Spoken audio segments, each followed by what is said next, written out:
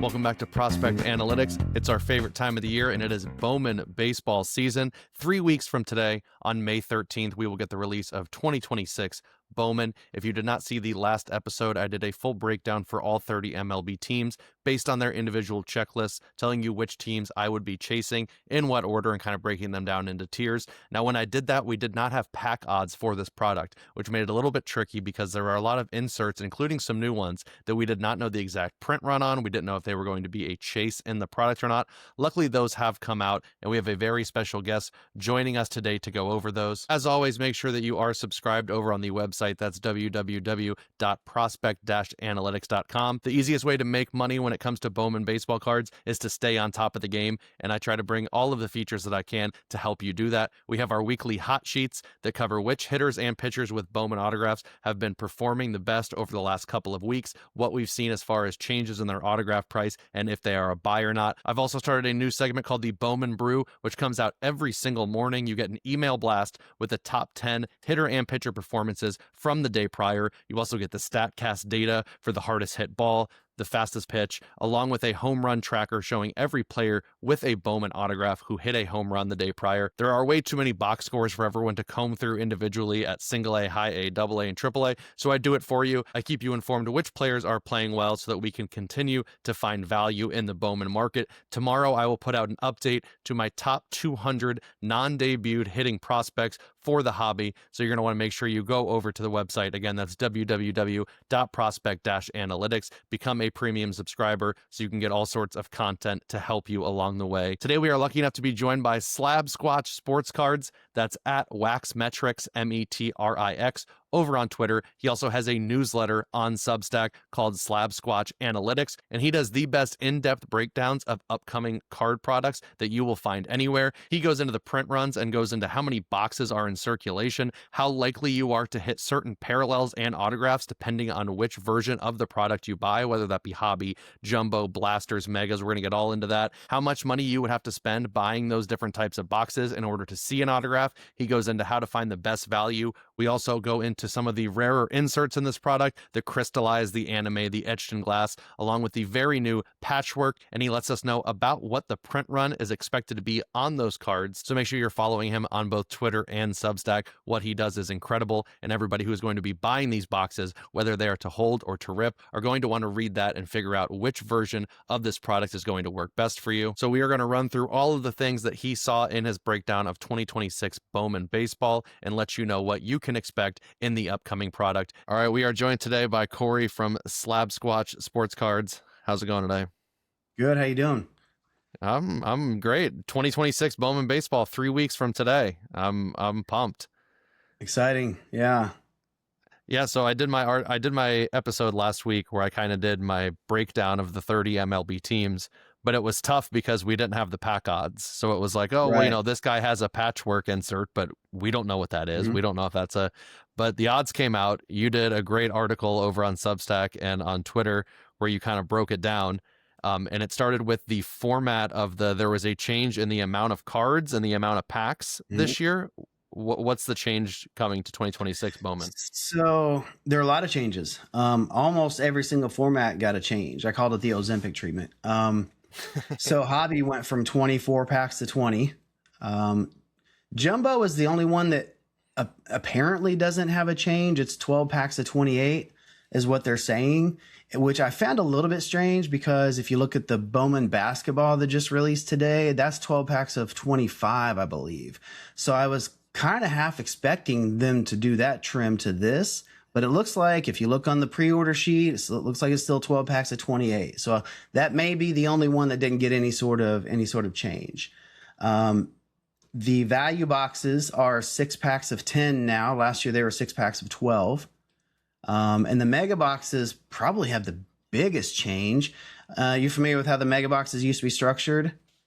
Yeah, well, So you had get kind of the base silver packs. packs. Yeah. Yeah. 2 mega packs, like 2 packs of 5, and that's what all your parallels were in and things like that. The other ones were just kind of cold packs, and I think they started putting laser, a couple of laser parallels in there per box last year. But so those are now 6 packs of 7 and no mojo packs.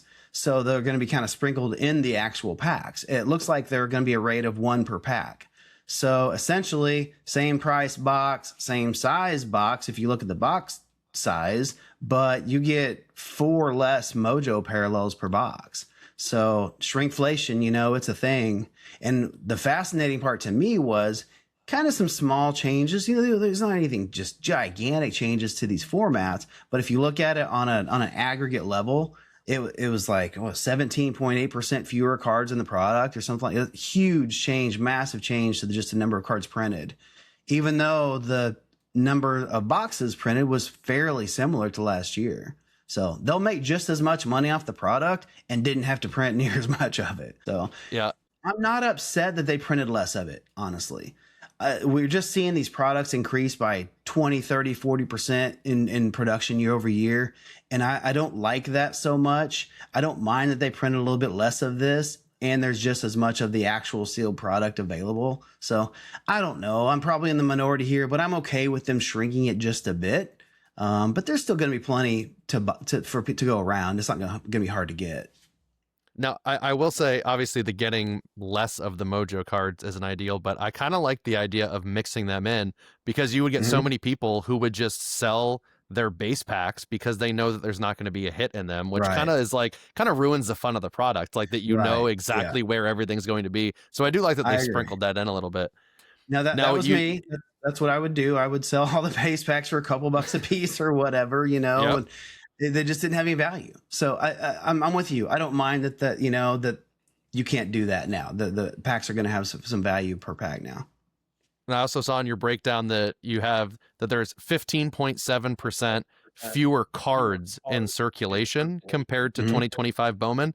But you also went so far as to break that down into autos, parallels, inserts, base cards. What are we going to see more of and less of compared to last year's version of this product? So I've got the autos are decreased by about 8%. Parallels are increased by 30%. If you know what they've been doing lately with other products, that's not a huge surprise. They're just in this phase where they're just adding massive amounts of parallels, usually like the high numbered variety or the unnumbered variety, to kind of it kind of bloats a product a bit, but it feels like it's still got some, more shiny stuff, more parallels. That's a good thing for a ripper. But in actuality, is it really, right? I think there's ways you can do this and do it reasonably and make a product bigger in reasonable fashion without just throwing 30% more parallels in a smaller product. So I'm not super happy about the massive increase in parallels. Inserts are fairly stasis. There's went down by 2.6%. And then the total base cards, as we mentioned, is about 20% less than last year. That's just base. That's not all the other goodies or anything. So that just shows you what a few small changes to the formats what kind of effect that can have over all the cards in the product, Well, it's funny because you mentioned that you get, less cards in hobby and less cards in value. And if you told me that, and then also told me that I was going to get 20% fewer base cards, I would call that a win. As someone who personally hates just the mountain of base cards that I already have in my closet. Like, I don't need more base cards. But like you said, on the flip side, you drop the base cards by 20 and increase the parallels by 30. But when you get to the point where everything's a parallel, does it being a parallel instead of a base card even really matter?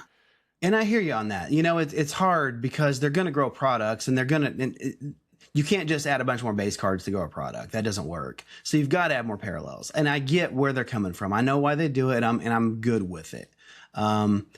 It's just adding too many unnumbered parallels and in large quantity. That's where it becomes a little bit taxing. The Mojo parallels are actually going to be less of those.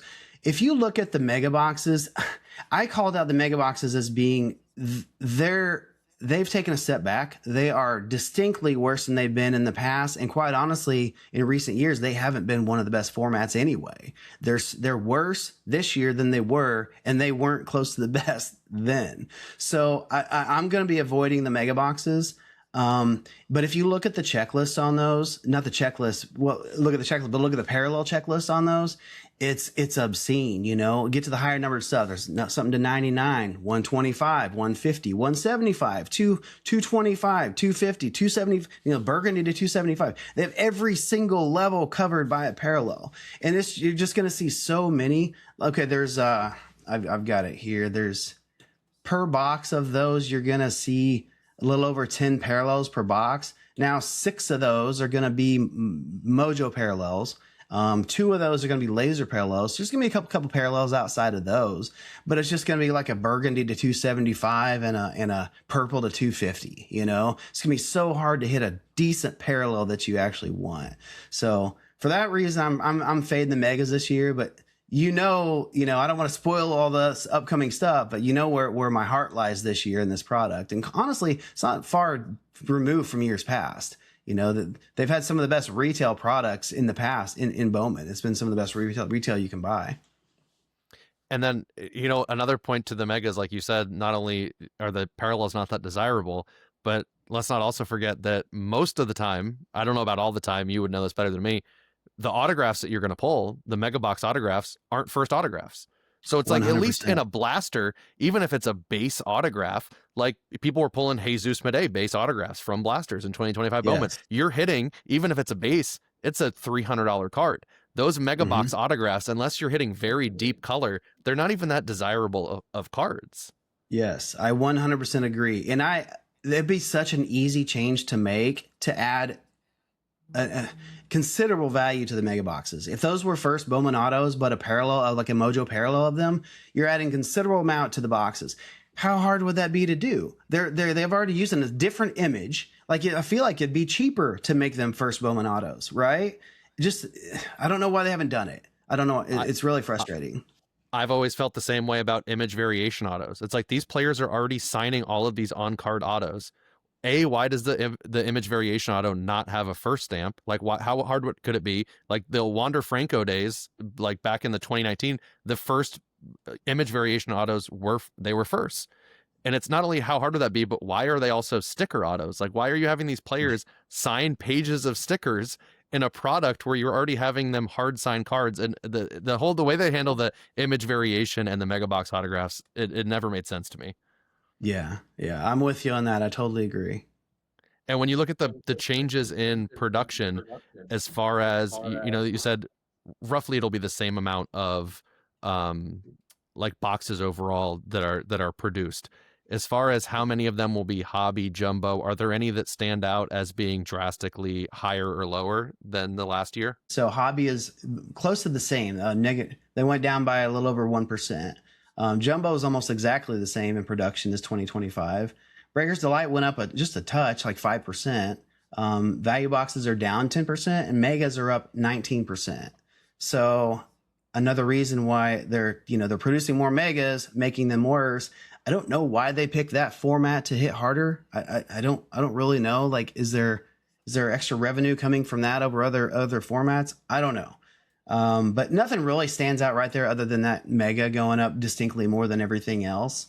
And it does seem strange that with everything else under 5%, that we're seeing a bump up in mega and a bump down in the value boxes. For the most part, you know, they're delivering a good product. I like the idea of less cards, but to make the mega boxes a worse product than in years past, and then make more of them than every other version of the box, it doesn't seem like a great move. I have to imagine it's about revenue. It's a little hidden though. I don't know why that particular format just creates more revenue. I mean, they're making less of the Mojo refractors, right? Because there's only 6 per box now compared to 10. So I don't know. I haven't really put my finger on that. One thing that is distinctly different. So in the past, you know, Bowman value boxes have been fairly solid for value, right? And I think I mentioned it in my write-up. They're not fantastic. You're just not lighting money on fire like you are with a lot of other, you know. And there's actually a chance for big hits, you know, big autos and low numbered stuff and case hits, things like that. So when I compare formats, when I compared the formats in this in my write-up, They're compared to the other formats this year, right? And just to spoiler, I call that value boxes being the one that I'm going to be ripping this year, right? Now, it is important to know those did take a step back from last year, because last year they were like an auto was like one in, I think, 6.8 boxes. And this year it's 1 in 10. So autos are going to be tougher to hit. You should see about 4 of them per case, and half of those are going to be paper autos, which is a little bit of a bummer. That hasn't changed from years past. That's the only format where you get the paper autos. So, and 55% of the autos in value boxes are going to be paper autos. So there's that. You're not really getting value boxes for the autos, although they do provide a nice upside if you do hit the right one. But so when I compare that to the other formats this year, the metrics say it's a more cost-effective way to hit pretty much everything. But if I compared it to last year's, then it may still be worse. You see what I'm saying? So I'm not saying value boxes this year are better than value boxes last year. They're just better than the other formats in the metrics that I measure. And I saw that you did actually a breakdown of, pretty much how much, based on the pack odds, you can infer how much money you would have to spend in blasters, to hit a numbered card, to hit an autograph. And I saw that you did the breakdown in your article. What ended up being the top 4 in terms of, because I thought this was fascinating, the money spent per serial numbered card based on the 4 different versions of the box that you can buy? So the value box wins that one pretty cleanly. $39.47 per numbered card. Okay. Did you see the section where I did a hypothetical? Okay, you spend $1,200 on a case of values, or $1,200 on hobbies, or end up being $1,050 on some jumbos, and just how many more hits you'll have after a value case. I thought that was pretty astounding. So that's not surprising. Now, I want a caveat to that, which I made a short reference to, is it is common for them to not be as many low numbered hits. It seems like the low numbered stuff is denser in the hobby and jumbo formats. So you'll have way more hits, but it's kind of quantity over quality. There will be low numbered hits in there. Oranges are exclusive to hobby, so you won't find those. But, you'll hit reds, you'll hit red autos, you'll hit, blacks, you'll hit golds for sure. Not just in mass, but they're there, and they're going to be the cheapest way to get some of that stuff. I wouldn't expect to see those in the same frequency probably as the hobbies. So back to the dollar per numbered card. Second in that was mega boxes, a little over $63 per numbered card. So in the mega boxes, the numbered cards, it's not quite 1 per box. It's like 0.8 numbered cards per box. So at a $50 price point, 80% of your boxes should have a numbered card. So that's not terrible when you compare that with, 3 numbered cards in a hobby box, for instance. So that's second place. Third is the hobby boxes. You're paying $80 per numbered card. And then a jumbo is $130 per numbered card. So value is kind of clearly in the lead when it comes to just the dollar spent per numbered card that you land. And then obviously you said that in the blasters, you're getting an autograph 1 per 10 boxes. Obviously in the hobby, it's a 1 autograph format. The jumbo is 3. So it's interesting to note that, as you said, if you're looking money per serial numbered card, it goes blaster, mega, hobby, jumbo. If you're someone who's chasing autographs, the order flips. So exactly. Blasters are a much better value for getting hits, for getting the inserts, or the numbered cards. If you're someone who exclusively likes to chase autographs, then jumbo would be the way to go. Yes, for sure. And I'll tell you, in this one, jumbos are better for the autos. As you said, they're number one. They're $173.33 per auto. Hobbies at $240 per auto, and that's pre-order pricing. So that's going to change.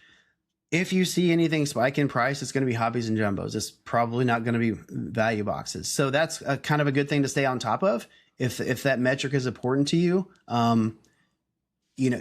watch those price increases, and that may give you more reason to go with value boxes, because those may spike to a point where value boxes are cheaper per auto as well. So you do get the paper autos and value boxes, so that kind of tempers that a little bit, but that's definitely something to think about. It is, because like you said, hobbies now it's a $240 box. You get 1 autograph.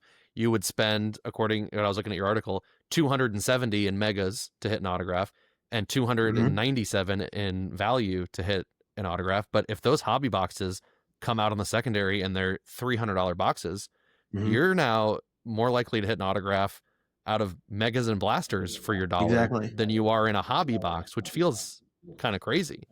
And in the megas, it's the not first Bowmans, so you got to factor that in too, you know. So in a lot of ways, these value boxes might be the sneaky play this year, you know. I don't know about sneaky. I mean, they're pretty consistently decent in Bowman, and everyone knows that who rips. But when you compare them to the other formats, I think they're a pretty good play, you know, if you like to rip. And then when you did that, the comparison of if you spent, I think the range was $1,050 to $1,200. Your options were 2 jumbo boxes, 5 hobby boxes, or a case of 40 blasters or value boxes. In those by your math from the pack odds, what would you be looking to hit in terms of autographs, parallels, and numbered cards, spending the same amount of money on those 3 different types? So in 2 jumbos, it comes out to, I've got it as $1,040. Is that right? That sounds right. Yeah, I think $520 is the pre-order price. Okay. Yeah. So 2 jumbos, $1,040. You would expect to hit 6 autos, 14, a little over 14 parallels, 14 or 15 parallels, and 8 numbered cards for $1,040. Okay. If I do that in hobby boxes, 5 hobby boxes would be $1,200 at pre-order pricing. So 5 autos, so 1 less auto than in the jumbo, but you're getting 42 parallels as opposed to 14, and you're getting 15 number cards as opposed to 8 for essentially a little bit more money, but essentially the same kind of price range, right? Now, what I'm going to do, I've already ordered 2 cases pre-order. I might get more, but value boxes, a 40 box case of value boxes, $1,200, $30 a box. You should expect 4 autos. So you're shorter on autos than the other 2 formats. And I would expect 2 of those to be paper autos. So that's the kind of the one shortcoming. But factor in 70 parallels from a value case compared to 42 in hobbies and 14 in jumbos. 70 parallels, that's pretty significant. And 30 of those being numbered cards. So that's double the number cards you're getting from hobby and almost 4 times the number cards you're getting from the same spend on jumbo. So that's the biggest reason why I'm comfortable saying that, you know, that's what I'm going to be doing. I wouldn't try to tell anyone how to spend their money. I just kind of show you what I would do, and that's why I'm doing it. That it's crazy to look at the numbers, because you'd think that in the jumbo, especially with, as you said, if they're not changing the format, if it's 12-28, you're going to have, you know, a ton of cards. To think that in a jumbo box, sure, the draw is that you're hitting 3 autographs, but only hitting 4 numbered cards outside of those 3 autographs seems crazy when you look at the fact that you're, like you said, 4xing that in blasters. Right. I thought it interesting that you get less parallels in a jumbo than you do in a hobby. Let me bring my sheet back up. It here is. And you know what happens is that, and I can tell you that I pre-ordered a jumbo. I've always been a jumbo guy personally, but the downside to that is that at least in hobby and blasters, like when you're looking at if you spent $1,000 on all 3 of those, if your hobby and blaster autographs are duds, you have so many more parallels and numbered cards to fall back on. Whereas if you were guaranteed in a jumbo, like, you know, you're going to get a gold or something that you're not going to hit in the other 2, it makes that $500 price like a little bit easier to swallow. But it seems like over the last couple of years, they've actually increased. Like I can remember opening 2020 Bowman Draft was one of the first products that I opened. And it was like, if you opened the jumbos and the super jumbos, I mean, you would get, your autographs were color. Like you would open one, it would be a true gold, like it was like clockwork. Now it seems over the years, like, yeah, we're going to give you 3 autos in this box, but if 2 of them are base and you're not getting any numbered cards, you can go downhill pretty quickly on a jumbo box. Yes. I agree. I feel like, you know, a vast majority, if not all your autos from a jumbo should be parallels, you know. Unfortunately, it's just not that way. I actually break that down a little bit too. I didn't put it in my write-up, but almost exactly half of the autos in the entire product are numbered and half are unnumbered, right? And it's 49.96% are numbered, right? So almost exactly half. However, if you in jumbos, you would think, oh, 2/3 of them, you know, 2 out of every 3 in a box should be numbered, right? No, it's 46%. So in jumbos, 46% over the entire product run of jumbos, 46% are being numbered. So it's actually less than it is in the entire product. So it's like, I don't know. I don't like gonna, that. You know, you drop $1,000 on 2 jumbos. One box might have 2 base autos. The other one's going to have 1. I mean, that's like not yeah, three numbered autos for $1,000. They better be good at that point. yeah. And the other I thing agree. that I noticed in your write-up is that, a lot of the times the downside to blasters and a lot of the retail products is that, like you said, you can't hit orange. You're not going to hit certain numbers. But I noticed that when we got into the inserts, Bowman has done a great job of shifting to a lot of short printed inserts. There's a number of them in this release. And you mentioned that not only can you hit like low numbered cards in blasters, all these short printed inserts, the anime, the etched in glass, spotlight, crystallized, final draft, patchwork, the most cost effective way to hit all of those inserts is also in blasters. Right. I was fairly shocked when I ran the numbers and found that, right? It's not uncommon to make that. And there's a lot of people mad about Topps Chrome Football. The biggest case hits, the biggest inserts that we're going to sell for the most were not available in retail formats. There are still case hits, and there were still good ones you could hit in retail, just not the best, right? This is not that. Every single case hit, rare insert that's in the product, you can hit from value boxes. And it does require a little bit of clarification, because people may think, oh, if it's easier to hit in a value box, it should be, I mean, the numbers in the thousands. It looks to me like it's harder to hit. So, and you said it right. It's cost effective, right? It's the dollar spend to hit one of those. I didn't put this in my write up, but I did comment on someone was asking, and I ran a little numbers a little bit further. And so when you factor in all the case hit or rare inserts, now this includes etched in glass, which is kind of a little different. It's more of a parallel. It's rare, but I included that, and I included final draft. I don't really know much about that one. Do you know, has that been a thing before? Final draft? It was in Bowman draft. That was I don't remember if it was in Chrome. I remember I didn't open a ton of Chrome because it's my least favorite of the Bowman releases. I know for sure that it was in Bowman draft.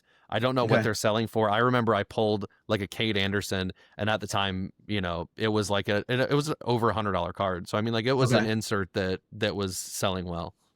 So they're tough. I've got them at like 185 copies per card. So they're extremely tough case hit. They are available in value. So I don't know value wise what they're going to look like. That's kind of a wild card. Are they going to be able to compete with the animes and things like that? Probably not. I mean, the animes and they have a pedigree. They're already very popular. But I included that because it is a rare case hit level, insert. So if you go off those 5, final draft, anime, patchwork, spotlights, crystallized, etched in glass. So it's 6 total. I've lumped those all together, and I ran it against the number of boxes. So you should expect, in every 30.4 boxes, you should expect one of those case hit level or rare inserts, value boxes. So in a case, your chances are pretty solid you're going to hit one of those, right? And I like that. I like that they're maybe not juicing up retail, but like they're making it possible to hit good, nice, solid hits in retail. It just adds to the floor. All the parallels, all the, and then, you're probably going to hit a case hit in there. I like it. I like what they're doing to it. And what are the, for those, because everyone was kind of wondering, we saw Topps tease the patchwork, but then we didn't know, like, how hard are these going to be to hit? Like, where do these rank? For those 6 that you named, what are the order of estimated print run on how many you think should be in circulation?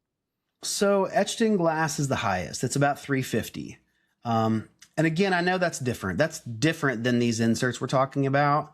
It's only a 12 card checklist, and I don't know the checklist right offhand if it's like the big names or not, but that's going to be the most common. But still, 350 is pretty low print run, right? The next is going to be, so it looks like we got 3 of them that are right around 185. The animes, the base animes are got about 185. Patchwork is also about 185 copies, and then the final draft is also right at 185 copies. And then the toughest of those is going to be the crystallized. The base crystallized is like 100 copies. Now, all those have parallels. The crystallized has a gold parallels and lower. The other ones are much rarer parallels. They're going to be extremely tough in retail. Like you can never expect to hit one of those, but they're there. It's possible, but that's kind of the hierarchy of those when it comes down to print run. You mentioned earlier we were talking about the patchwork. We didn't know if those were gonna be a case hit or what. What's your opinion of the patchwork? What are you thinking on that? You like it? I mean, I like the design. My only beef with it is that for a player like Connor Griffin, they put his minor league number on there. Like, it seems like the whole basis of the card is like you look at the Ohtani and you're like, that's cool. That's his jersey. That's his jersey number. Connor Griffin's never going to wear the number 85 again. So it's like, it was kind of weird. Like, I feel like maybe you leave prospects. I know that they want to include Connor Griffin and all their big name prospects and everything.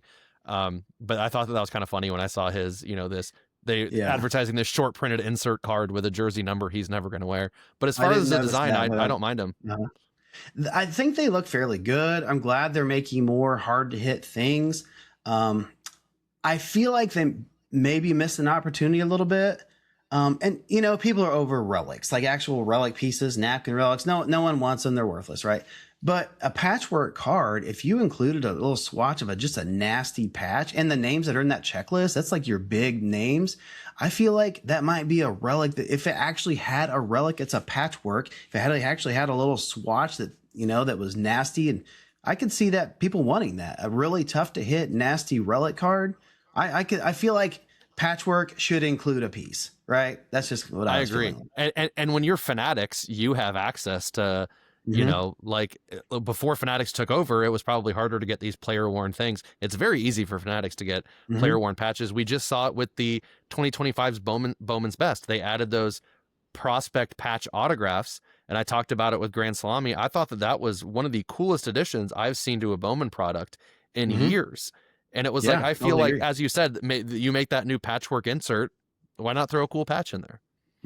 Yeah. And I know relics, napkin relics are done. People are over them. They don't really add value. They're kind of an afterthought.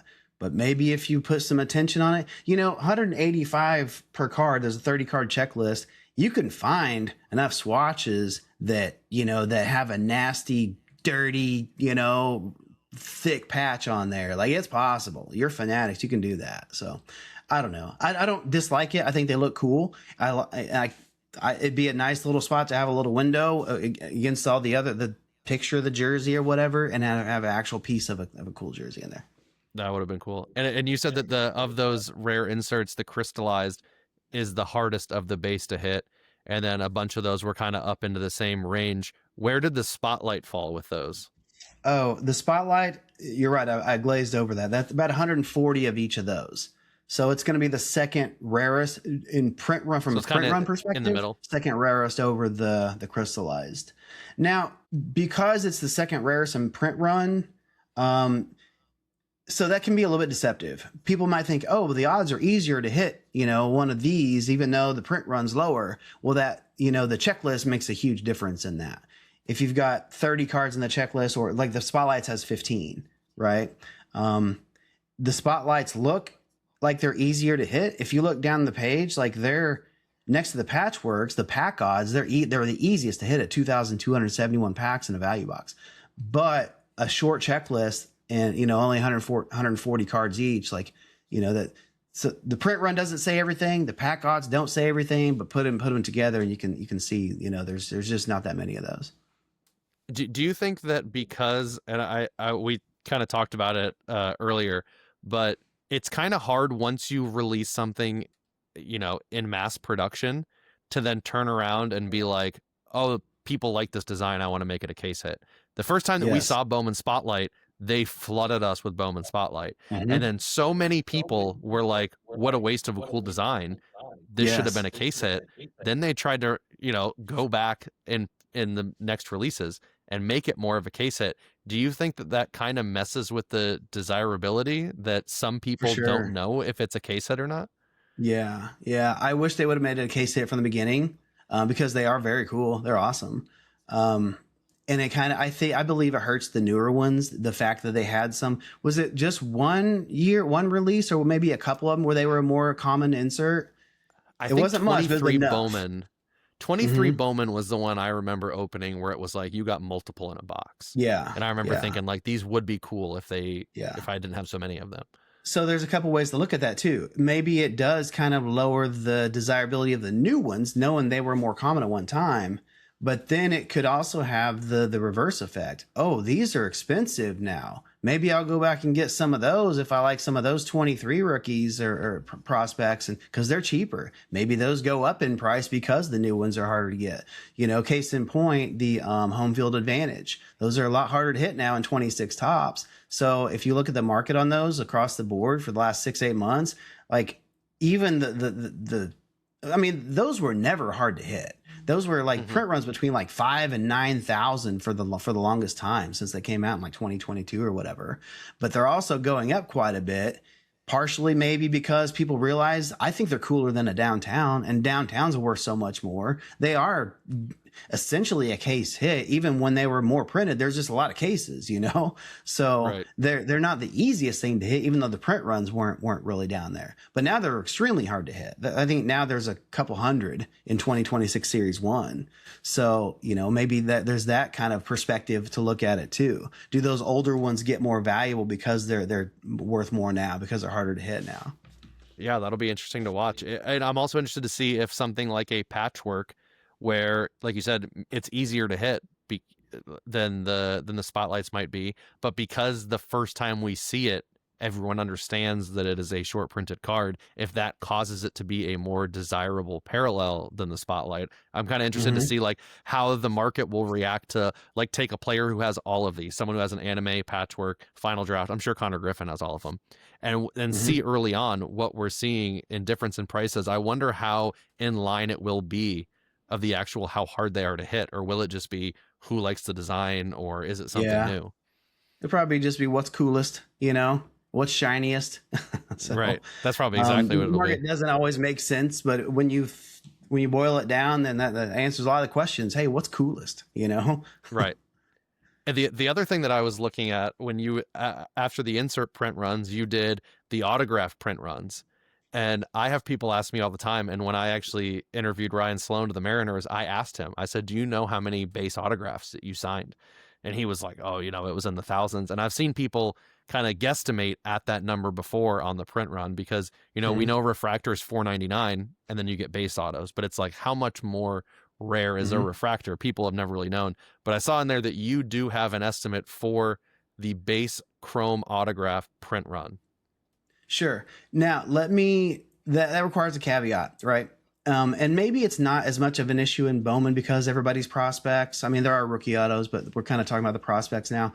In some products, very distinctly, the bigger names sign less. If it's an unnumbered auto, you can expect that the biggest names are going to be the hardest ones to hit. So my figures, they're an aggregate, right? I can tell how many base autos there are in this particular subset. So I just divide that by the checklist, and this is kind of your average number of each one. That doesn't mean that could be off for particular players. Okay. Some guys that you don't want to see maybe sign 3 or 4 times as many base autos as the guy that you do want to see. That's a definite possibility. There'll never be a way to tell the extent of that. It's interesting because there was they released odds last year. I can't remember the product and I didn't catch it, but someone else did a screenshot of it. So they released odds on, it was a basketball product last year. And they mistakenly uploaded something that showed how many of each player signed, right? And like, I don't remember specifics. It was like, LeBron, there was like 30 of the base autos, and another guy, there was like 1,200, you know? So that's most definitely, they took it down very quickly, right? They knew they made a mistake, but that just confirmed everyone's beliefs. Like, why is it so hard to hit the big name? Yeah, there's a reason why. So when I say the average print run of a base auto, that's exactly what it is average across all the players. And again, in Bowman, maybe it's not as big of a problem because, I mean, there's, you know, the biggest, they're not paying $100 an auto for a Bowman prospect, right? There's bigger names than others, but the reason they do that is because, you know, it costs a lot more to pay LeBron to sign something than it does just a random guy. So just want to make that totally clear that, you know, because I say that's the print run, that doesn't mean Right. specifically that's the print run, right? So in some products, it's interesting too, because, and I've seen this in I can't remember specifically, but in some products, the base autos have less of a print run than the refractor to 499. So not in this one. The base autos in this, just the regular Chrome Prospect autos, like 1,900 copies per card, as opposed to the refractors 499. And then against that, because whenever these checklists come out and people start doing their pricing for PYT breaks, people will always be like, oh, well, you know, these are the first autographs, but, you know, these are all the guys that have rookie autographs. And then what you learn when you start watching these case breaks or opening cases yourself is that you can't really view rookie autographs like prospect autographs because you hardly see them. What is the difference in average print run from, say, a prospect Chrome autograph to a rookie autograph in Bowman? The rookie autograph is a checklist of 13 players. I don't know if you remember offhand, you know, who's in that. I assume it's good players since there's only 13 of them. Good. But they're about 500 copies a piece, and they'll be the unnumbered. And it's weird, right? Because, and I get this a lot. So there's a refractor that's numbered to 499. Okay. The odds are a little tougher to hit a base rookie auto than they are the refractor. If they're about the same print run, it should be the same odds, right? So this is one of those cases where it's a whole can of worms, but there's held back product, okay? And I'm speaking this as someone who analyzes numbers, not as someone who's talked to someone on the inside and got confirmation. But anyone who runs these numbers and figures print runs can attest to this. You can tell if you run all the odds essentially how much of each particular subset are withheld. They're not put in the product. They're there for damage replacements, you know, redemption, you know, what, for whatever reason, they're swapping out with whatever, but they definitely hold some back. Okay. And generally speaking, just across like just regular parallels and everything, you're talking usually 3, 5, 6% of the product is held back. Allegedly, okay. I'm not going to speak like I 100% know what's going on. I would love to get confirmation from somebody at Topps, but this is what the numbers say, okay? So that particular, the Chrome Rookie Auto Refractors, it's numbered to 499, but the numbers say only about 410 of those per player are inserted into the product. There's about 17.5% withheld, okay? That's why the odds are a little bit tougher on the base Rookie Auto. But there's only the print run says there's only about 500 of those per player. Okay. So just wanted to throw that out there, you know, because I've been called that on a few times and I had to go into a big, long, well, actually, here's why. I didn't just make a mistake in my math. This is actually why that comes up. That is interesting to know, though, because when it comes to prospect autographs, I feel like most Bowman people, you know, the multiplier that our brains immediately go to is 2x from refractor to base. You're like, a refractor autograph is 2 times more valuable than a base autograph. That's kind of like been the norm for a while.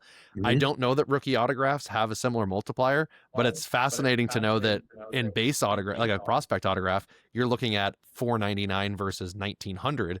And in a rookie autograph, you're looking at 499 versus 500 or 410 versus 500. Yeah. So in theory, the refractor autographs shouldn't be that much more valuable of a card than just a base Chrome rookie autograph. Now imagine that, imagine the base autograph being quite a bit more rare than the refractor 499. That's happened. I believe in 25 Bowman, a recent product, the base rookie autograph was way more scarce than the refractor. It's never going to carry more value. If there's 100 of those and 500 of the refractors, it's not going to be more valuable. But that's one of those things that's kind of good to know. I mean, shameless plug, read my stuff. You'll see, if you have an eye, you can find those little anomalies. You know, it's never bad to have a short printed card, even though I'm not saying it's going to be worth more someday, but some of those things, they might, you know, and especially on stuff that's smaller print runs, you know, but those kind of anomalies I point out in my numbers, and it's good to know. If you collect a specific player, it's good to know if there's only, you'll see if you collect a guy, hey man, these don't ever pop up, even though there's supposed to be 50 of them. Sure. So it's good to have that. It may never be worth more money, but it might be, you know, it's good to kind of spot that stuff. Maybe Michael Rubin holds him back and gives them to all his friends as party gifts. Maybe. I would just love to have like a couple hour closed door conversation with somebody that knows all this stuff at Tops, just to see if these, just to confirm some of this stuff. I try not to pass on information that I don't know to be true, right? I can't guarantee you that's the case, but there's evidence and it agrees with what the numbers. I mean, they post the odds. They're putting in. People always say, well, you got to be able, you just believe in what they say. You can't believe what they say. They lie about so much stuff. What makes you think they're not lying about the odds? That's a lot of energy if you're posting thousands of numbers to just intentionally just make some incorrect. That'd be a lot of energy. I feel like they're doing their best. Do they make mistakes? 100%. But I feel like they're doing their best, and all I can do is just analyze those like I do and report the findings. There's a lot that this information's out there because they make odds available to us, right? So if you're more calculated and deliberately buy the things that are just shown to be better, then you're a repeat customer. If you're informed, you're a repeat customer. Now, I don't have a shop. I'm not the customer is not really my regard, right? But I'm trying to help other customers out there so they can just make more informed decisions. Yeah, and that's what I'm about too. Is I'm just trying to make people more informed. That's why people follow you. You dig in the weeds. You put in the time and the effort to figure this stuff out. You're putting a lot of good information out there. It's and I respect that. From a fellow data guy, the community thanks you. Yeah, no, I appreciate everything you did, and it's interesting that when I did my interview with Bert from Grand Salami, he had mentioned that we were talking about Bowman's Best at the time, and he even mentioned, he was like, SlabSquatch said it best about, I think he was talking about Bowman's Best. He said, you had mentioned that there's a way for Tops to responsibly increase a print run and raise the price on a product while still delivering a good customer experience. Now that you've gone through and dug through all of the pack odds for 2026 Bowman, do you feel as though they've accomplished that for this product? I do. I feel stronger about this product than I did last year. I will say, generally speaking, I'm not the biggest fan of flagship Bowman. I'm not, I know where I'm at, so I'm not trying to like rock the boat, but what I don't like is it's 71% paper, right? And the paper just doesn't have much value. Even the parallels, they're just like, the value is a portion of what it is in a similar chrome parallel. So generally speaking, I haven't been the biggest proponent of Bowman. I prefer Bowman chrome. I like, you're kind of paying chrome prices and there's a lot of paper. Now, I will say I am higher on this year's Bowman than I have been on since I started analyzing with any kind of, at all. This is probably the highest I've been on a flagship Bowman product. I like this better than last year's, even though autos are a little bit tougher to hit in value boxes. I think the value boxes are going to be a better product overall than they were last year. And last year's were strong. Bert, Grand Salami, he speaks highly of last year's Bowman. And he's higher on it than I was. I wasn't super high on it, but I like it. I like it this year. I think I don't like the shrinkflation so much, but I think they accomplish what they were going for without taking away from the collector experience. So after you've run all the numbers, you get a stamp of approval on buying 2026 Bowman. And personally, for you, I'm not saying for everyone, the best value, in your opinion, is going to be on the blasters. I think so. I pre-ordered 2 cases. So, it's your hard-earned money. You do with exactly what you want. I told you what I did. And that's that. And so my analysis, I try to back it up with, I put my money where my mouth is. Right. So yep. I wouldn't be mad at anybody for buying any of this, and even to rip. I think this is a better rip or long-term flip. This is not a short-term flip product. I would advise everybody to read your stuff so that they can be well informed. The stuff that you put out is incredible. I'm looking forward to just now that I've seen it on Substack. I'm like every release, even if it's stuff that I don't open personally. I'm always fascinated to read it. Thank you for joining me, and thank you for all that you do. I really appreciate it. It helped me tremendously in doing my deep dive into 2026 Bowman. Anytime. Feel free to reach out anytime. I enjoy your content as well. I appreciate it. I appreciate having me on. All right. Thank you. Thanks again to SlabSquatch for joining us. Fantastic stuff as always. Again, make sure you go over to @WaxMetrics, METRIX, and follow him on Twitter, or go to his Substack newsletter, which is SlabSquatch Analytics. It's great stuff. He does these deep dives for a ton of new card products prior to their release so that you know what to look for when you are opening these boxes. I think it's very important for people in the hobby to know what they are getting before they dump hundreds or thousands of dollars into a product, and his in-depth analysis of these products to let us know which ones are worth ripping is extremely valuable information. So again, huge thank you to all that he does. Again, as a reminder, go over to www.prospect-analytics.com, because tomorrow I will be dropping an update to my top 200 non-debuted hitting prospects for the Bowman card hobby, along with some updated prices and which players I am buying after some hot starts to the season. Thanks for listening to the Prospect Analytics podcast, and we'll see you next time.